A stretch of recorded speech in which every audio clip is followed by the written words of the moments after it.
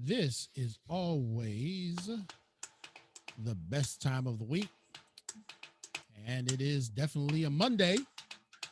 But I think my Monday has been so good, I couldn't even tell it was Monday. Hello, everybody. This is your friend CL King coming to you live from the High Definition Studios here in Jacksonville, North Carolina, the Impacting Life virtual studios here in the base called Camp Lejeune. This is the home of the Marine Corps base, Camp Lejeune.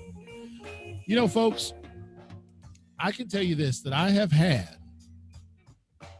so many folks on our show from so many wide, varying backgrounds that it truly is almost like Christmas every Monday night, Tuesday night, and Thursday night. I think it's Christmas for you all because you guys never know who I'm going to bring on the show.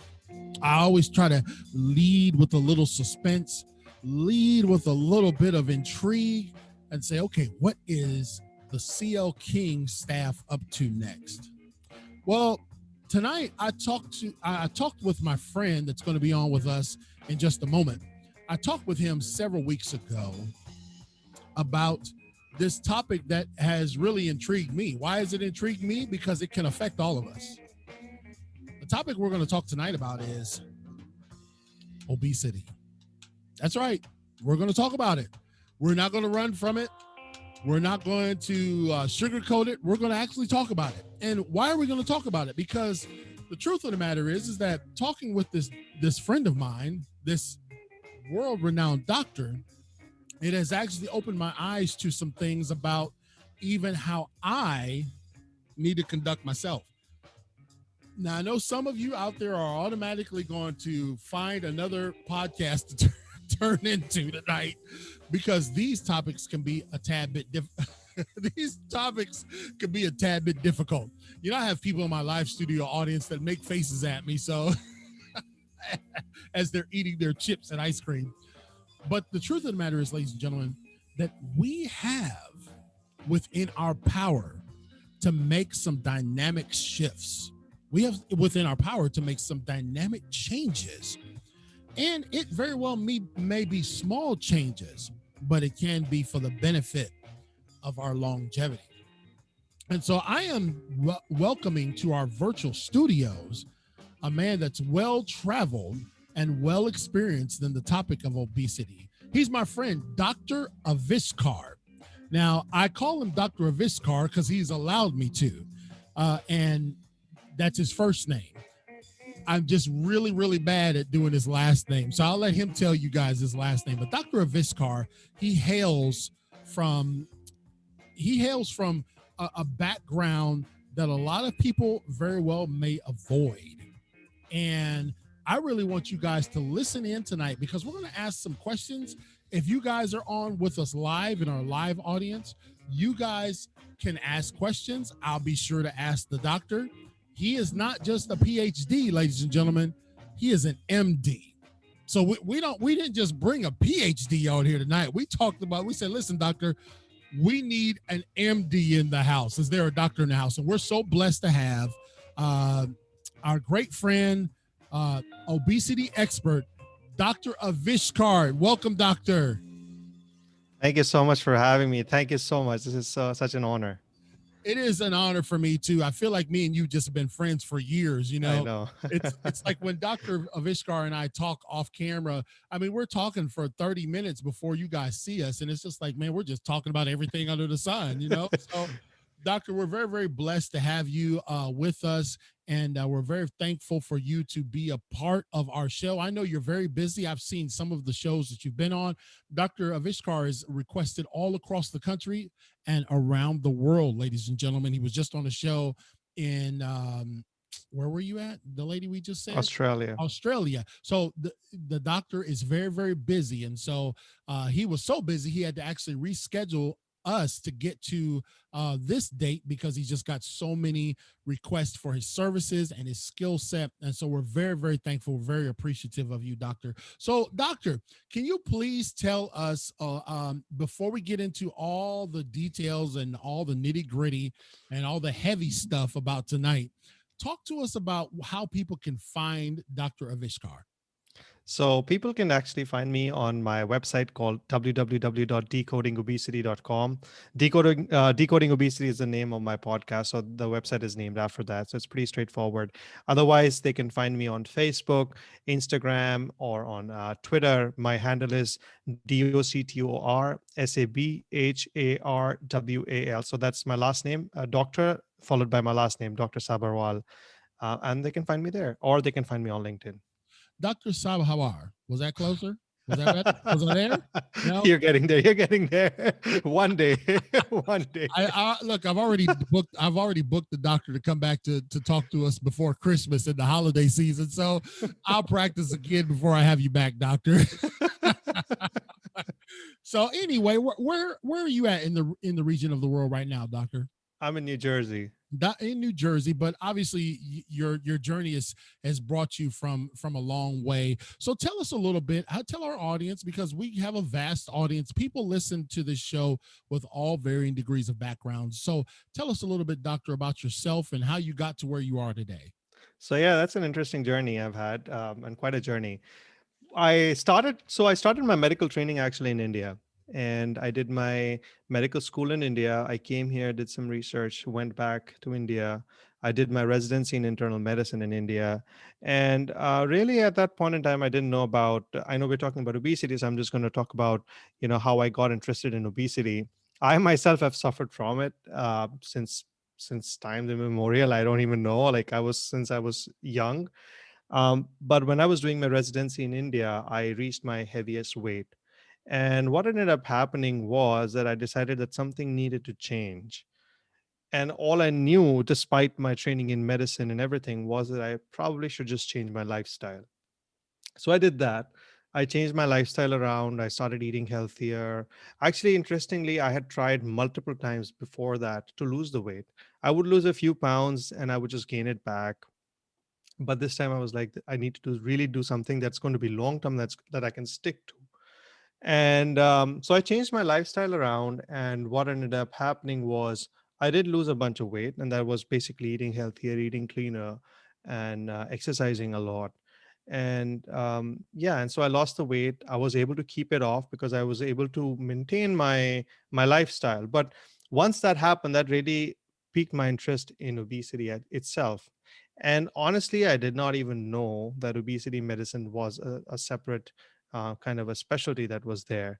So what happened was I just happened to Google it, and there it was. I saw obesity medicine as a specialty, and so I wanted to kind of specialize in this and see what's out there. What does science tell us about it? Because honestly, in my training in India also, I did not learn much about it.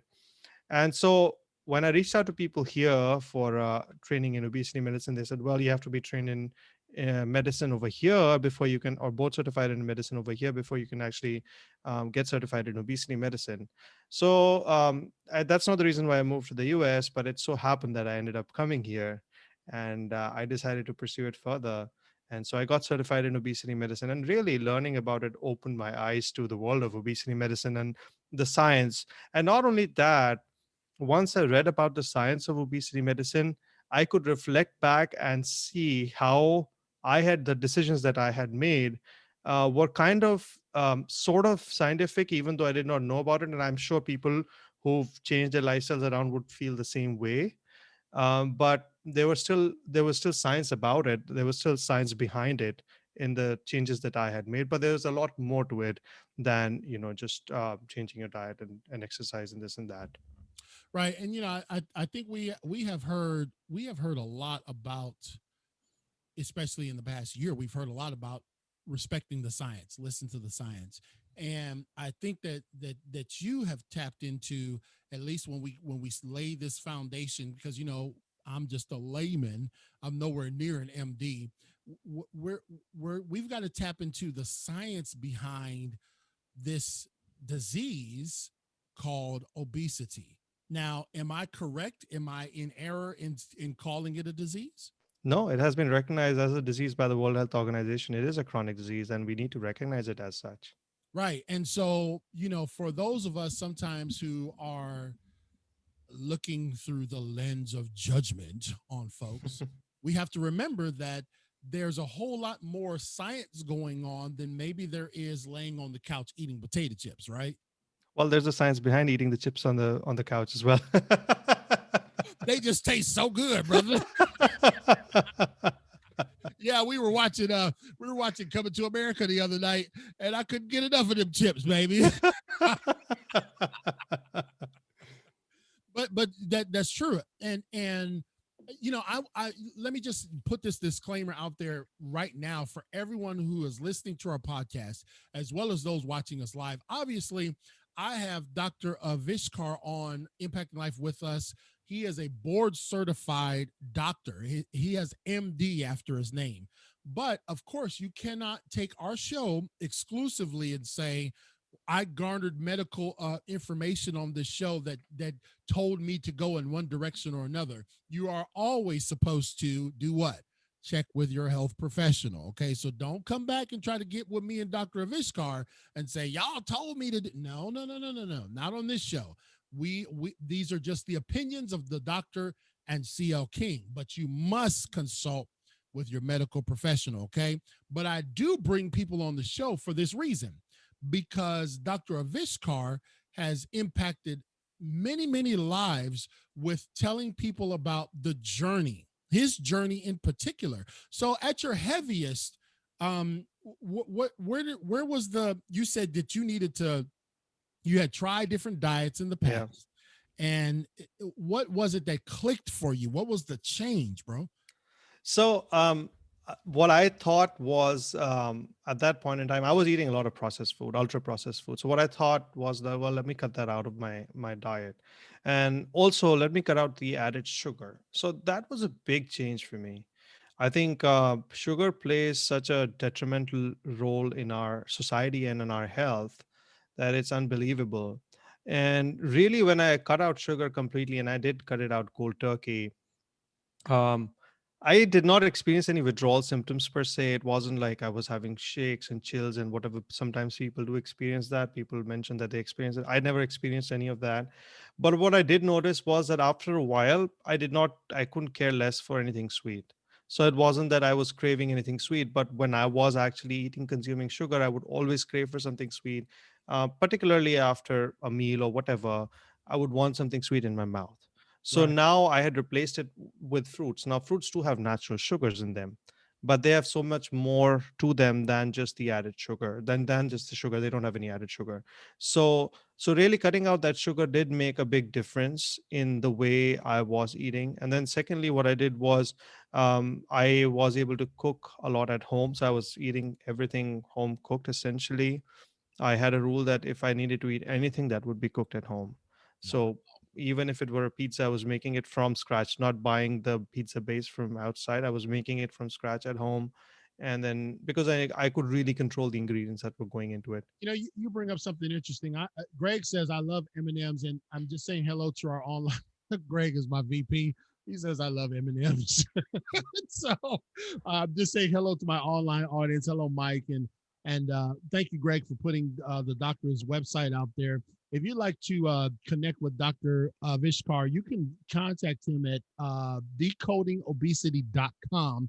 And that's exactly what we're talking about tonight, ladies and gentlemen, is decoding this plague and this disease called obesity. And Greg's not obese, thank goodness, but he does like M&Ms. Now, talking about sugars, because you bring up a great point. You talked about how you did include fruits, which are natural sugars. But now all of these other things that are saying sugar free and light sugar and no sugar added, but they're still processed off of the shelf. They're not fruits. How do you feel about those? So that's I think they are lesser of the two evils, I would say. Yeah, right, right. But if you talk about sugar free or no added sugar and having these artificial sweeteners, data does suggest that especially with the artificially sweetened beverages and whatever, they are better and they're helpful in terms of with fighting the weight. So there is data to support their use. It's not like they're completely useless, Right. but if you can just stay away from all sugars, then that's great. If you cannot, then these sweeteners are probably okay, unless you have some specific situation where you're not able to use the sweeteners. But I would say I would say the main problem is with the added sugar. And even in the added sugar, I know the high fructose corn syrup has been vilified a lot. But really, if you look at the high fructose corn syrup and the regular cane sugar, Mhm. uh, the percentage is about the same. So high fructose corn syrup has like 55% fructose and 45% glucose, but the regular cane sugar has 50% glucose and 50% fructose. So just by saying that it's high fructose corn syrup Right. is worse than cane sugar doesn't really make a difference. It's about really reducing the amount of sugar that you're consuming. And and organic is not better than regular cane sugar. The body doesn't differentiate between that. Honey, maple syrup are no better than regular cane sugar in terms Sugar, of sugar is sugar, right? sugar is sugar as far as how the body recognizes it. So, yeah. Well, let me ask you this, doctor, and I'm just making sure that our online audience is doing okay over there. You guys who just tuned in, you're tuning in to Impacting Life 24/7 with your host CL King, and of course, I got multiple screens here, so I have to look away from time to time. But do not think that I'm ignoring you, my live audience. And we have with us Dr. Avishkar, and you can reach him at decodingobesity.com. Tell him your whole name, Dr. Avishkar. My whole name is Dr. Avishkar Sabharwal. Yes, and me and him have become even closer friends because I just can't say his last name. and he said, "Man, maybe I should have just been called Dr. Smith." I said, we could have solved world hunger right there, brother. So, doctor, when one of the questions that was submitted to me that I wanted to ask you is on the topic of obesity and self-image. Okay, have you encountered individuals who have been affected negatively because they have identified too closely to their body's appearance? And if so, uh, is that a hindrance that needs to be addressed up front, or is it allowed to happen naturally? I think that's a very, very important question that you're asking about self-image, because the way the society portrays obesity is not good. It's not appropriate.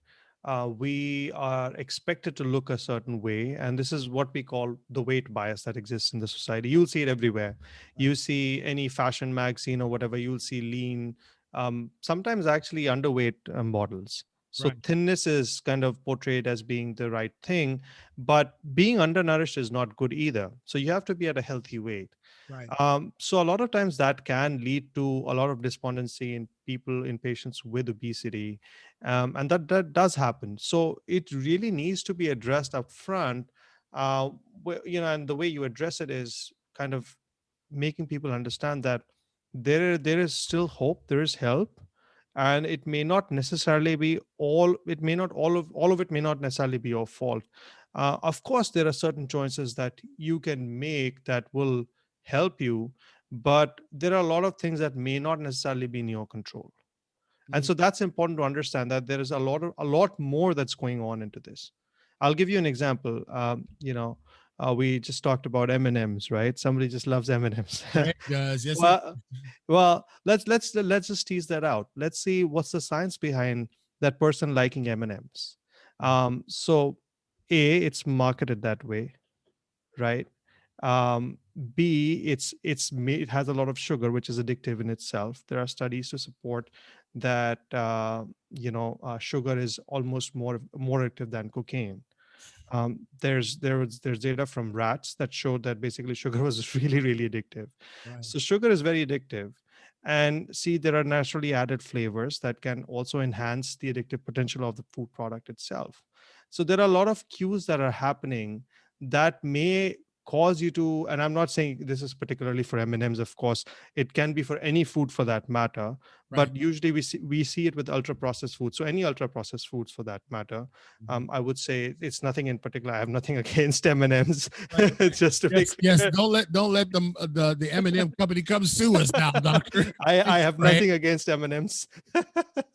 I do enjoy an M&M or two once in a while. Yes, sir. Yes, sir. Yes, sir. But yeah, so all ultra processed foods, they in a way can cause you to kind of seek those foods. Hmm. much more than the healthier foods. So there's a science behind that. There's a reason why people are consuming more ultra processed foods than they are consuming the unprocessed foods or minimally processed foods. Well, let me ask you this, because you bring up a good point about processed foods and such, and I do recall, I was looking from my notes here. I'm just so disheveled. I have to do everything off the top of my head. One thing that I do recall every time we go out to eat, doctor, is that after we're finished and we're almost bloated and they've got to wheel us from the table, the question they always ask, doctor, do you have room for dessert? And you almost feel guilty by saying, no, I think we're good. And then I really, every time, it's always a wrestling match in my mind. Like, well, maybe I could make a little room for dessert. My body's telling me I need to have it. So sugar is a powerful element, huh? Right. And it's not just physical, right? It's a lot of it is mental. So you're talking about a mental struggle that's occurring within your mind. You may not realize it, but that's what it's doing to you. That's what sugar does, right? It's causing you to kind of change your thought process or justify an action that you're going to take. And that's what happens with a lot of addictions as well, right? Right. Yeah, that's true, doctor. So when we look at the science of obesity, and because we have a show that reaches from coast to coast and around the world, obviously there could be someone that may not even know what is considered obese. So, since you're a board certified physician, especially with an emphasis in this background, what is considered obese in a person? So, obesity is usually defined. What we commonly use is the BMI Mm-hmm. to define obesity. What we understand obesity is a disease of the fat cells or the fat tissue. It's the unhealthy fat that a person carries. Usually, we use BMI commonly to define obesity. So, BMI above 30 is considered obese, and that's specific for population. For example, in the American population, we'll talk about 30. It's different for Asian population because they're shorter, they're a little leaner. So, it varies from race to race. That's the most common, most easily available tool to us. But there are other ways you can measure it. You can measure the fat percentage. For example, you may have bioimpedance scales that you can use to kind of see what their exact fat percentage is. And you can sometimes even do a DEXA scan. So DEXA scan is kind of the most accurate measure of the body fat percentage. So body fat percentage above 25% in men and above 32% in women is considered to be in the obesity range. Wow. And there's, okay, so help us just so we know, kind of walk this through. There's what you would call an average person, or healthy, on target. And then is there like uh moderate obese, and then I thought I heard something about morbid obese or something. What Yeah. various stages? So that's based on the BMI cutoffs that we use, and we've kind of gone shy away from the word morbid now. We kind of call them severe obese, severely obese. So that's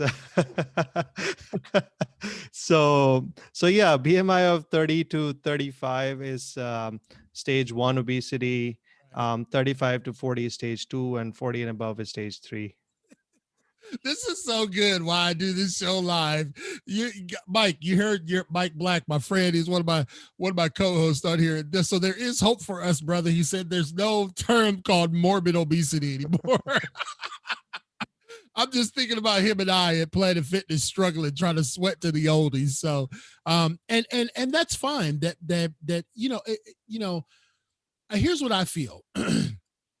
And you talked about this, and I think we talked about this in the pre-show today, that you were very deliberate in your weight loss journey. Like, you started weighing your food, I and was, yeah. yeah, talk to us about that. So when I started, or when I did my weight loss this thing regimen, I was very particular about what I was eating. I was actually weighing. I had a kitchen scale. Now, you may not necessarily need to do that. What's important is food journaling, because there's data to support that food journaling does help with weight loss as well. So Mm, what I was doing was food journaling, but I was taking it to the extreme where I was actually weighing the amount of food that I was eating and what type of food I was eating, and I was logging in the exact amount of calories. um, we do talk about, there's this always this debate about calories, calories in, calories out. In fact, I did a show on this as well in my podcast.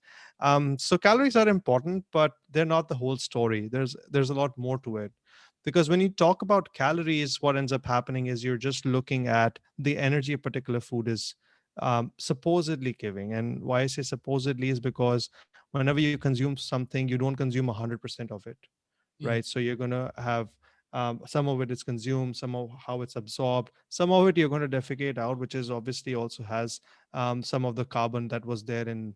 I'm getting very science here, but some of the, okay. the carbon and whatever that's there in the food, and that itself is also energy. So how much of it is absorbed is very variable from person to person. So it really does vary. So something that says 100 calories may not necessarily give you 100 calories. Right. It may give you less, or compared to somebody else, or it may give you more compared to somebody else. But yeah, so having said that, so they are still important, because obviously you cannot try to lose weight on a 5,000, 10,000 calorie diet if you're not able to kind of, your metabolic rate is not that high or whatever, Right. unless you're Michael Phelps. So that's Exactly. different. Now, So when we talk about metabolism, and I'm assuming you've got some experience in metabolic, the whole metabolic world. Some people say, and I've even felt this at times in my life, that like, oh my goodness, my metabolism has just absolutely come to a screeching halt. After I turned 40, it felt like, everything that I ate turned into a scale adjustment. you know, so yeah, talk to me about that. Help me, bro. so yeah, you're right. I think as we age, things change. We kind of start accumulating a little more fat in our body, and we'll start losing the lean mass. It does happen. So our metabolism does change, our body does change. The way we go through something called sarcopenia as we age. So really, after the age of, I think, 30 or something, we start kind of losing our muscle cells. So that's your peak, is the 20 to early 30s probably is your peak, when you're kind of having the most muscle mass, and following that, it's a downhill trend that you see. So yeah, it does happen, and it becomes a little difficult. So things change as you age. I mean, the body changes. So having that's a great listen, ladies and gentlemen. Again, this is CL King with my great friend Dr. Avishkar, and you can find him at decodingobesity.com. He's a board certified MD that specializes in obesity and a whole host of other medical things. He's just a brilliant gentleman who's really down to earth that you can just talk to as a normal person. Um, but you just talked about this, that's very important. I think we need to key in on this, okay? That the older we get, right? And if we don't have a rolling start into our health and wellness, do you feel, doctor, that it is more difficult, especially as you age, to say, okay, well, I'm just not going to. Here's why I'm asking you that. Because some people have said, well, I'm just going to eat in moderation, right? I'm going to eat all the wrong stuff, but I'm just going to eat it in moderation. And I never see those people get control of their health.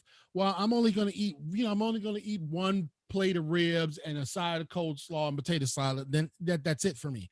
But I'm just like, okay, as we age, those interventions may have worked in our 20s and teens, but they won't work in your 40s and 50s, right? That's true. And the other thing to understand is that, the expectations and goals also have to change as we age. They may not, they may work for some people. Like some people are super fit in their 70s or 80s, right? Right. But some people are not, and that's where, the genetic differences come into play as well, as to how you're going to age. And really, what we can do is we should try and eat as much healthy as possible. And it was interesting. I did an episode on the USDA guidelines that just came out for the American population, and they talk about a good rule, and I think that's a good place to start. Now, I don't say that's not the end. I think that's where you should start. They talk about an 85-15 rule. So I think a good place to start would be 85-15, wherein you're eating healthy 85% of the times, and 15% of the times you're giving yourself some room to kind of splurge on your calories or splurge on your whatever you're eating. And See, that now let me just interject because I know you'll remember, but I'll forget. Some people are just like absolutists. They're absolutionists. They say, I've got, I don't know if that's a word, but I just made it up anyway for my studio audience. Some people will say, like in the low carb world, there's a whole craze with the low carb, and some folks will say, well, I'll never go above 21. I will never do it at not 7 days a week. I'll just do 21 carbs a day and that's it.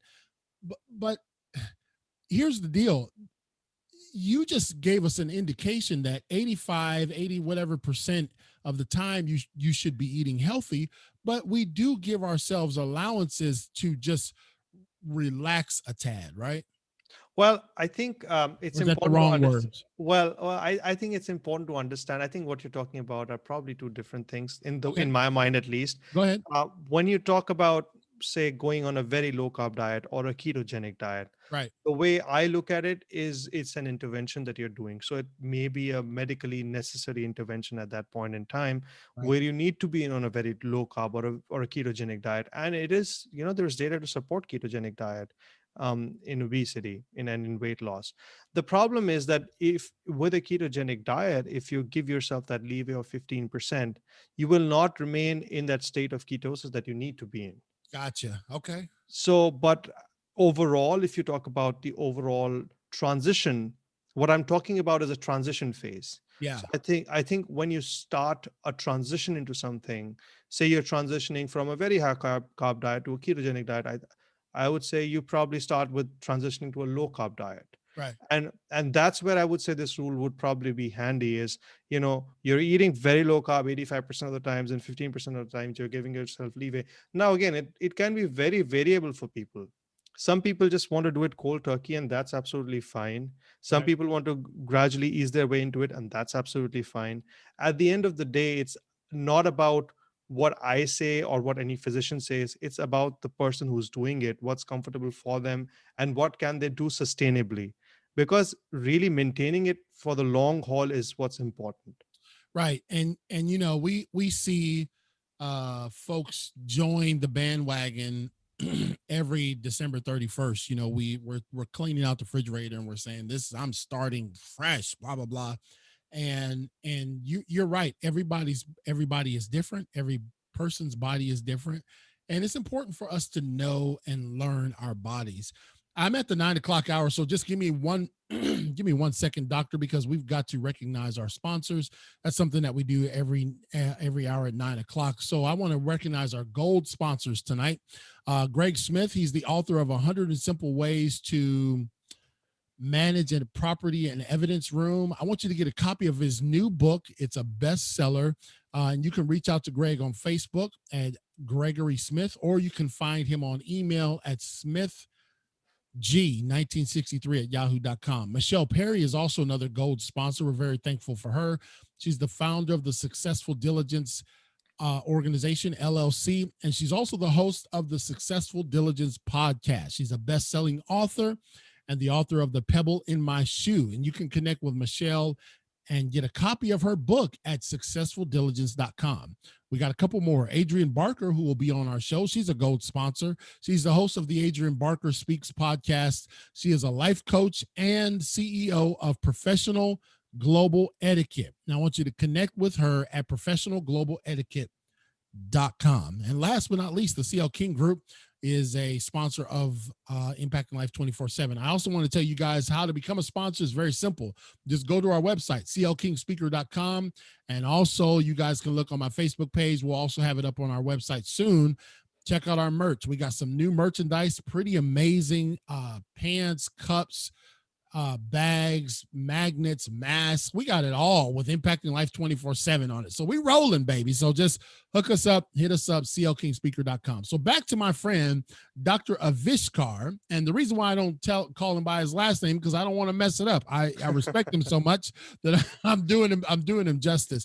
So, doctor, when we go into all of these scientific worlds, we have seen over the past year that everyone has been under the same umbrella, almost globally, doctor.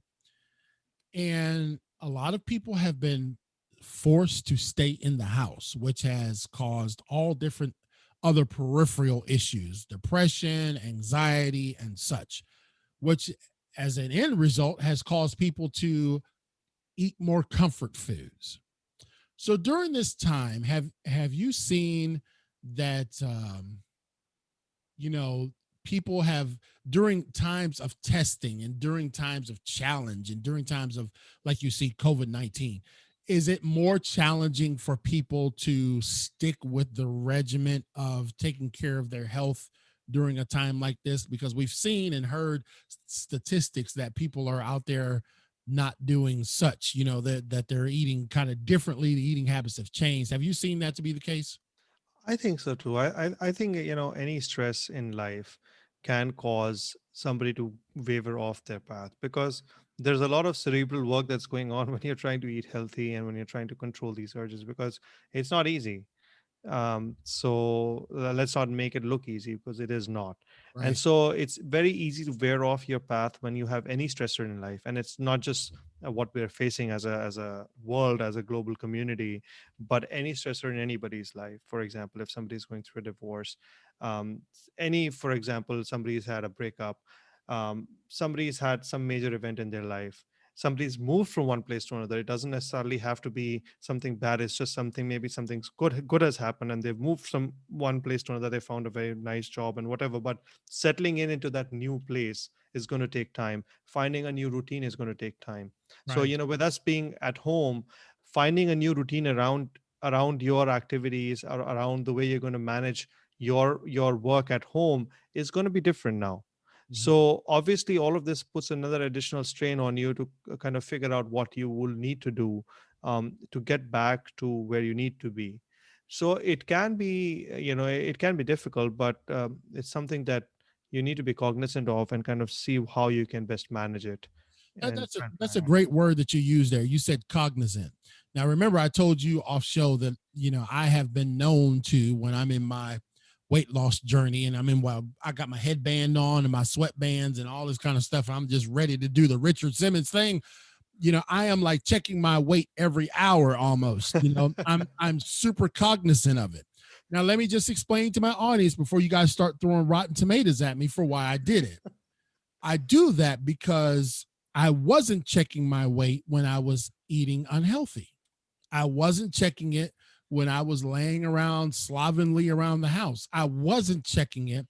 And then when I finally did, so much distance had gotten between where I want to be, right, and where I am, that it seemed almost impossible to get back to where I thought I was. I get up on the scale, I'm thinking, oh man, I'm going to be at least maybe 245. I get on that thing, I'm 273. There's a problem.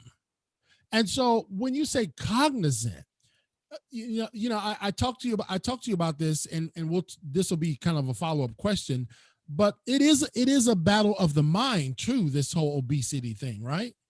It is. I mean, it's interesting that you mentioned that you were not checking your weight. I think it's also important to understand that what's going on in the subconscious mind when you're not actually checking your weight, Okay, because sometimes it's your subconscious mind not wanting you to check the weight because you just fear what you're going to see on the scale, I was afraid. right? So it's important to understand that, and you may find 10,000 excuses to kind of not do what you were wanting to do or what you should be doing. You might just say, well, I'm probably not there, and that's just your mind playing tricks on you, just trying to not getting to the root of it, wherein you're actually scared of seeing the number. Right. So that's one part of it. But it is important to have checking your weight is one way of keeping yourself accountable, is the way Right. I look at it. Right. It's an internal accountability. It's your sort of quote unquote accountability partner of sorts. Now, the weight may not always be the best gauge of your health or of your obesity, but Right. it's something that you should do and something you can start with and something you can, just have a bathroom scale. So you should definitely start with that. The important thing is not to overdo it, Yeah. because Don't be crazy like King, right?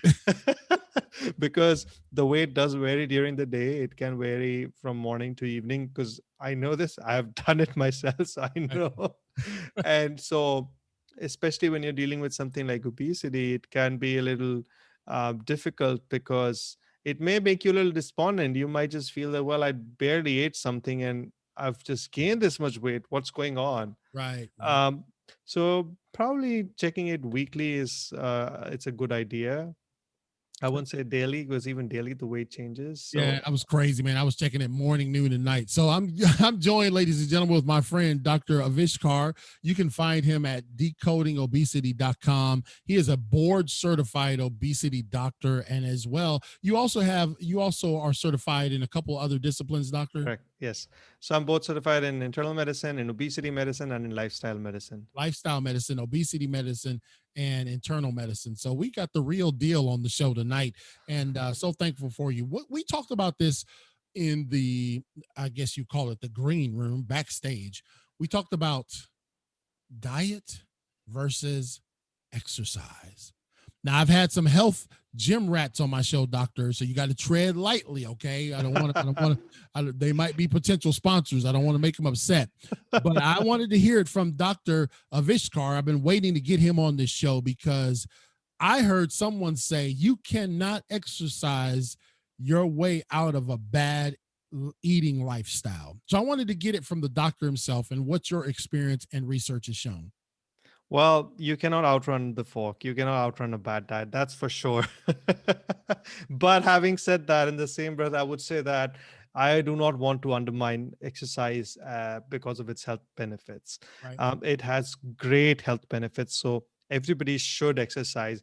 And actually, I would want to point out over here, it's not just the exercise that's important. Mm-hmm. Because when we think about physical activity, we're usually talking about exercise, right? And that's going to be what, about half an hour, 1 hour in the Right. gym or whatever, you're running, you're doing your exercise. But Right. what are you doing the rest of the day? So what's more important is most of the energy that you're going to actually burn is going to be your non-exercise activity, that is your physical activity that you're doing when you're not exercising. Right. So it's very important to keep yourself active throughout the day. That is, walk out.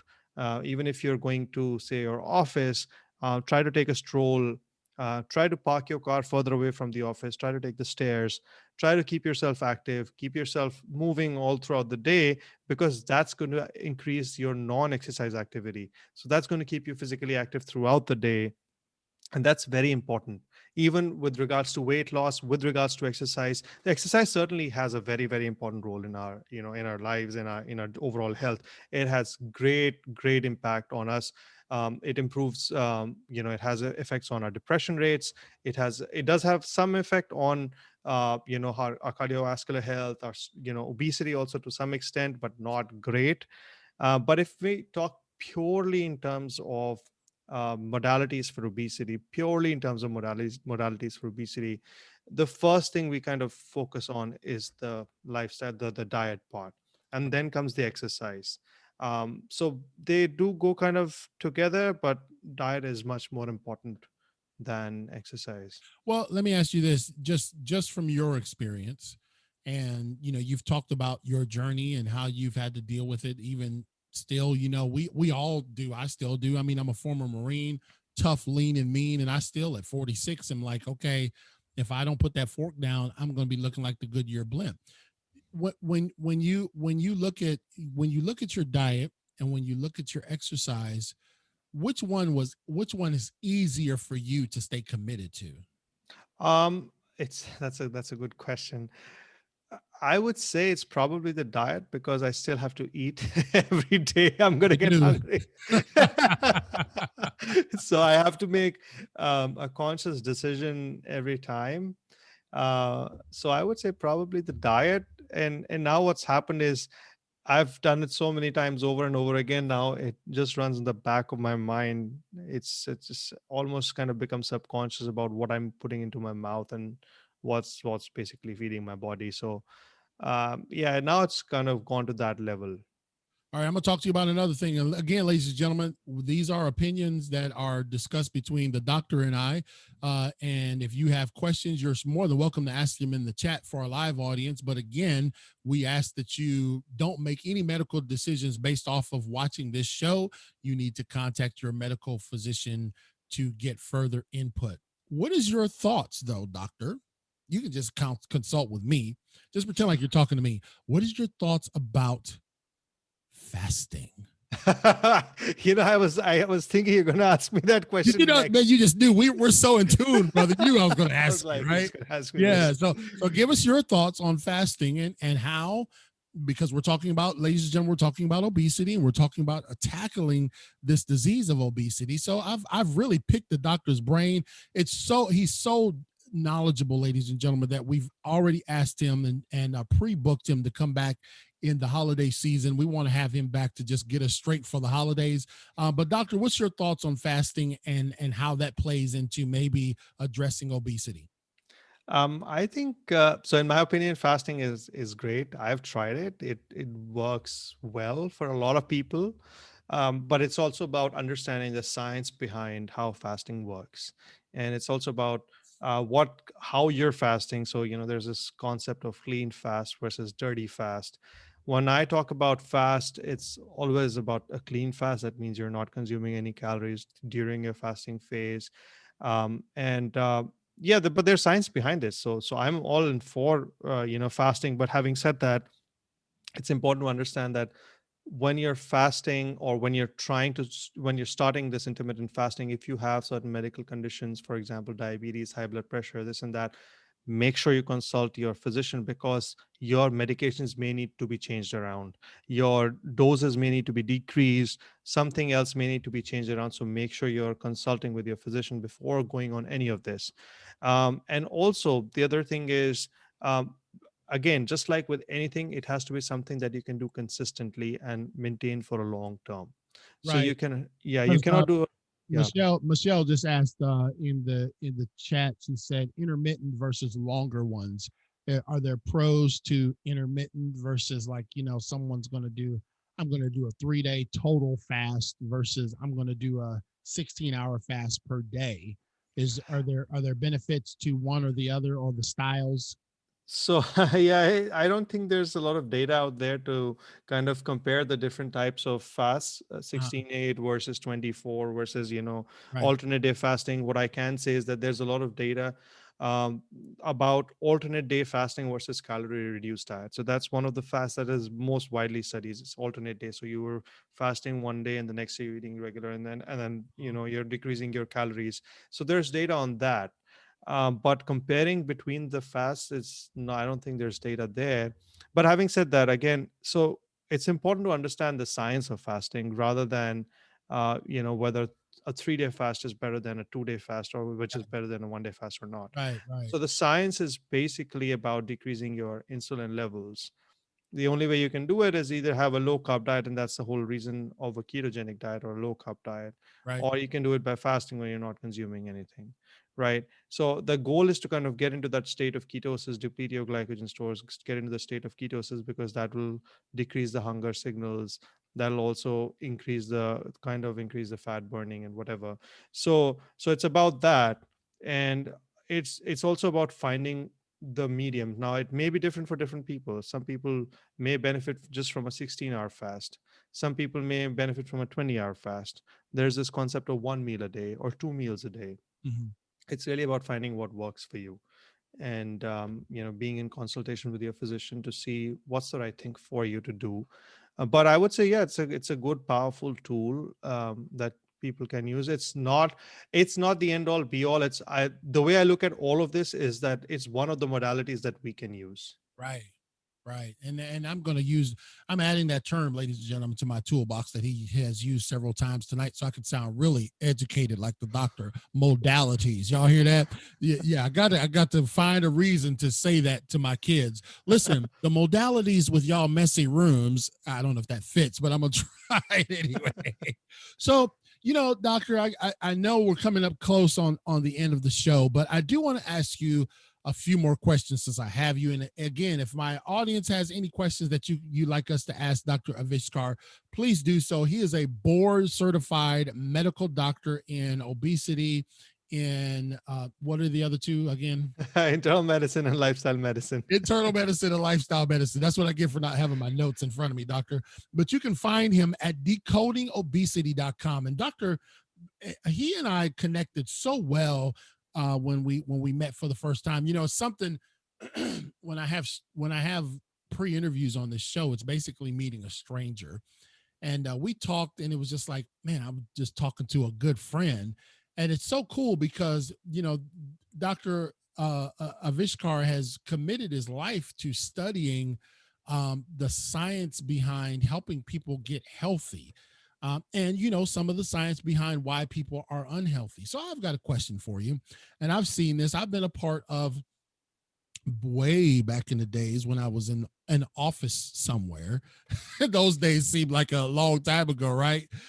We used to do this thing, and this is years ago, but we used to do this thing, like a Biggest Loser kind of thing. And it seemed like the guys always lost weight faster than the girls. It just the ladies. It just seemed like that was the case. So talk to us because today is International Women's Day. So Right. we gotta be right, doctor. Talk to us and help maybe even some of our ladies and men in the audience understand the different in genetics and how we're made, and the difference between men losing weight. Why does it seem like when I get on a diet kick, I lose 2 pounds a day, and a lady will get on a diet kick and she'll lose 2 pounds a month? Can you explain that? Yeah, an interesting question, and there is obviously a difference between men and women, right? And that's why there's a difference between the cutoffs for fat percentage, right? So it's 25% for men, it's lower for men, and it's higher for women. So they naturally have a higher percentage of body fat. A lot of the body fat is also it's important to understand when we're talking about obesity. We're talking about the visceral fat. We're not talking about the subcutaneous fat that's on the thighs, that's on the butts. We're not talking about the fat there. We're talking about really the internal fat. That's the bad fat.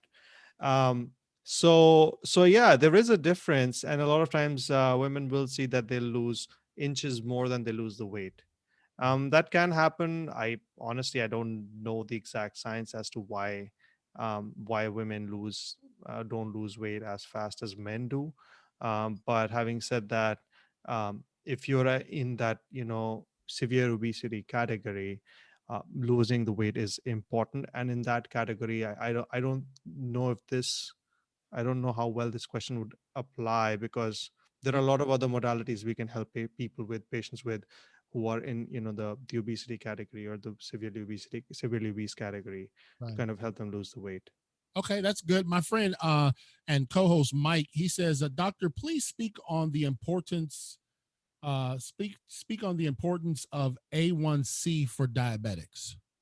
Oh yeah, it's a very important measure we use all the time for basically measuring diabetes.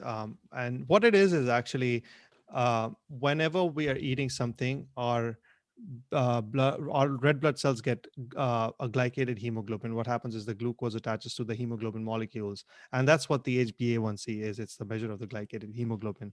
So what it gives us is an average of your sugar control over the last 3 months. Mhm. And so it's a long term. So if somebody comes to me and they are, for example, using their insulin right, and their doctor's appointment is coming up, and they come to me and they come in with pristine blood sugar levels in the last week, right?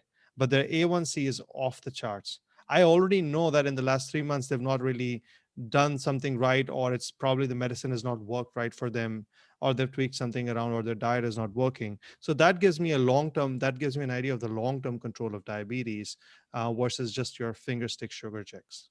Ah, very good. I can say this, having being someone that is what's the one where you, I don't know what type of diabetes I am. I'm definitely on the low end of very, very, very, very mild. But I also struggle with high blood pressure. And what I did was and I've done it over the past month or so, that I've really been very conscious about my diet.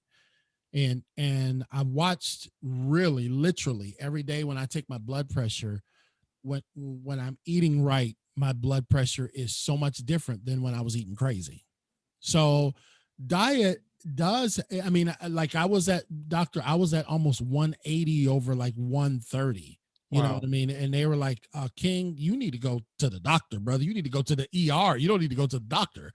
And when I changed, got rid of the salt, my wife threw everything salty away in the house. I was so mad. How do you salt spinach, you know? But she got rid of all of those, and I was very, very conscious about the what I was putting in this mouth. I saw, now I'm down. I just took my blood pressure just the other day. It's like 111 over 98. And that's all attributed to, I mean, I'm not out there running every day like my good friend Henry Patterson, who's going to be on the show, who's ran every day since COVID started. I'm going to have him on to talk about his daily COVID run. It's amazing. I'm not that guy. I'm not that machine. But one thing that I feel like is probably the easier of the two, if you're talking about exercising and bulking up in the gym, or seeing how what you put in your mouth can regulate your life. I found that the diet and the change, not let's come up with a new term instead of diet, because everybody runs from that. Just the change in the way of eating. Right. Right. It's a lifestyle change. A lifestyle change. That's correct, doctor. And I got 10 bags of spinach in my refrigerator, and I eat spinach with almost every meal now, what no matter what it is. And I just saw that it went from 160 to 150 to 140, and I was just like, wow, this whole way of eating thing really is important.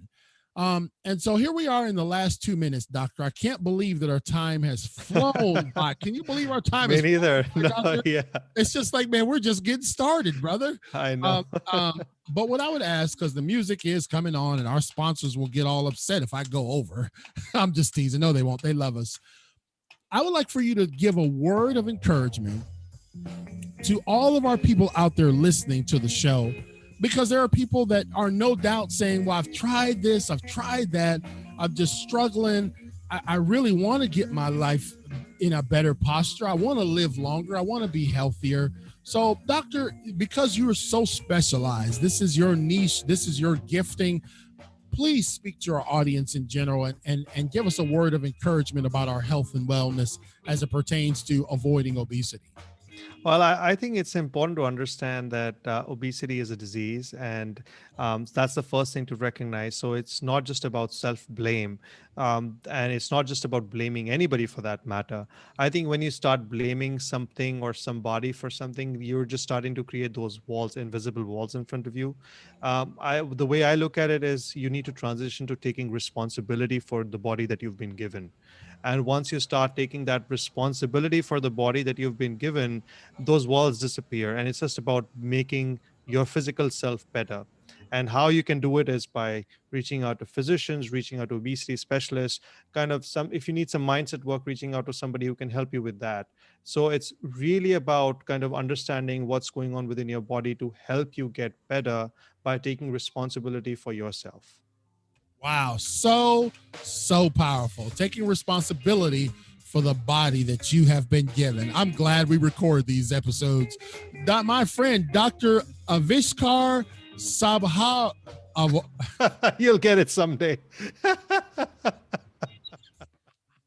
I tried, doctor. I was trying to do you good, man. I totally blew it again. But you can you can find him at decodingobesity.com. Dr. Avishkar he is a board certified physician in obesity and internal medicine, and one other, Lifestyle medicine. lifestyle medicine. So Dr. Avishkar is a well-traveled physician, well-respected, highly sought after. And so we were really, really, really blessed to sneak him in on this show. And since we got him, we said, okay, now you're part of the family. We got to have you back. We thank you so much, Dr. Avishkar, for spending time with our Impacting Life 24/7 nation. And you have spoken some words of life to all of us. We believe that, if you just touch one person, if you have just reached one person tonight that says, you know what, I'm going to try again in the morning. You can't go on and say, hey, I'm going to lose 75 pounds this year. Just start over in the morning, right, doctor? Would you say that is a good approach? I would say that. I think you need to take baby steps. Take baby steps. Small steps, great distances, my man Good ET says. So anyway, listen, Dr. Avishkar, I will be sending you a link to get you back on the show. You'll be one of our regulars on the show, but we can't have you too much because people will be getting mad at us then, They'll be telling Greg that he can't eat M&Ms, So again, Dr. Avishkar, you can find him at decodingobesity.com. And we really, really thank you, doctor, for being with us. Thank you so much for sharing the night with us, doctor. Thank you so much for having me. Thank you. All right, we'll be in touch. We'll have you back again All right, soon, absolutely, okay? yeah. All right, thank you so much. So that was Dr. Avishkar. And I feel so bad that I couldn't pronounce his last name. Sabharwal. Sabharwal. Sabharwal. Sabharwal. Dr. Avishkar Sabharwal. Maybe I got it after the guy left. Great guy, great doctor, super smart and super down to earth, man. I mean, some of the things that he told us, ladies and gentlemen, is probably stuff that we just need to now apply. I love the idea about fasting. I try to include that into my regimen. I need to probably do it a little more. And here's what I guess the thing is that when you talk about fasting or whatever, is that you can't come off of that fast and eat all the bad stuff, justifying eating it because, well, I haven't eaten in 16 hours. But yeah, but you can't come off and eat Doritos and dip and chips and stuff. So some of that is designed for you to regulate and stay below the threshold. So if you eat all that bad stuff after your fast, then your fast was for nothing. You just starved yourself. Right? I think I'm telling the truth. Thank you so much, Michelle. We really appreciate you, one of our gold sponsors. And so I think again, scientifically looking at things like this is very, very important. It's very important for us to understand our bodies. And he said one of the most profound statements that I've heard in quite some time. He said, being responsible for the body that you were given. I've got coming up tomorrow night, Tuesday, March 9th, I got Adrienne Delgado, and she's going to be with us, and we're going to be talking about a whole host of things. And she teaches people to integrate simple nutrition practices into their busy lifestyles. So I think I put these two folks together on purpose because I wanted her to follow up with the doctor. The doctor's talking about obesity, and Miss Delgado is going to talk to us and help us understand how to navigate a busy lifestyle and still eat okay. And she's written a book on it. She's a registered licensed dietitian. So it's going to be a great show again tomorrow. I think we're in the health mode this week. She's at bodymatrixpa.com. So again, thank you, Dr. Avishkar Sabharwal. I am the worst at names. When I do live events, I go to a school, a student will tell me, I'm like, what's your name? He'll come up on the stage with me. What's your name? And he'll say, blah, blah, blah. And I'm just like, tell me your name again. So please charge it to my head and not to my heart. I just can't remember. Anyway, again, we will be back tomorrow night in the High Definition Studios. Listen, if you'd like to become a sponsor, maybe you'd like to join folks like Michelle Perry, who's a gold sponsor. We've got 3 levels. We got a silver sponsorship, which is $1 a month, which helps us with our monthly expenses associated with running Impacting Life 24/7. And there are quite a bit of expenses. The features that we have, the technology that we use, the systems that we run, all to provide a high quality show for our guests and our listeners. The $5 a month helps us with that, but it also gives you an opportunity to have a commercial on a podcast that is reaching throughout the country and around the world. Imagine that. So every person that is a gold sponsor, we give them a commercial every show for as long as they're a sponsor. And that's just $5 a month. And then $15 a month helps us, takes our grind program, GRIND. It's an acronym that we give to at-risk youth throughout the country. And our goal is to try to give it to them for free, because a lot of times school districts can't have us based off of fees and such as that. And so we want to just say, man, it won't cost you anything. We're going to come and train your at-risk students how to grind and how to get in gear. So both of those trainings are available. And that's really what our $15 a month sponsors do. They help us help the next generation. So we're very, very thankful for everyone that participates in that. If you'd like to participate, it's just clkingspeaker.com. That's clkingspeaker.com. So I enjoy doing a live show, and we'll be having some more guest hosting by Mr. Black, so that way I can eventually get up out the chair in the summertime and go on vacation or things of that nature. But I really appreciate the audience's participation. I appreciate our podcast listeners. Man, we're seeing so much growth in our podcast. I mean, like 52% of our downloads are on Apple.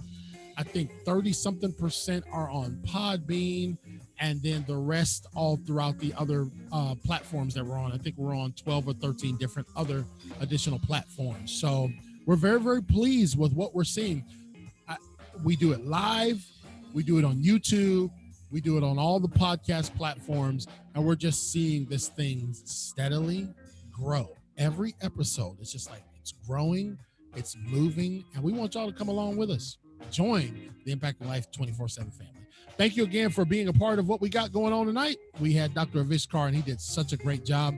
I will see you back here tomorrow night, Impact of Life 24/7 at 8:30 p.m. Eastern Standard Time with Miss Delgado. We'll be talking about, again, eating healthy. Talk to you soon.